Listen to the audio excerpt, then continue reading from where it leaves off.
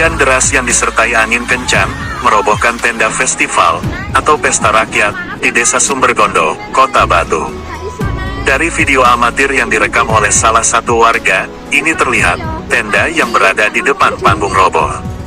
Tenda dan panggung ini berada di Desa Sumbergondo, Kota Batu. Menurut Kepala Desa Sumbergondo, Hadi Purwanto, robohnya tenda ini terjadi sekitar pukul 14.30. Saat itu kawasan tersebut diguyur hujan lebat disertai angin.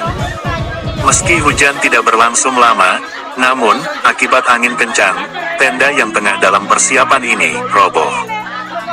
Kepala desa ini menambahkan, menurut rencana, tenda dan panggung ini akan digunakan dalam acara Unity Culture Festival Sumbergondo.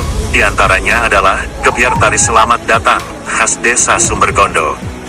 Namun, karena tenda roboh, acara terpaksa dibatalkan.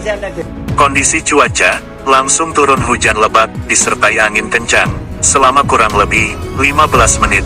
Dampaknya, trop tidak bisa difungsikan lagi, kata Kepala Desa.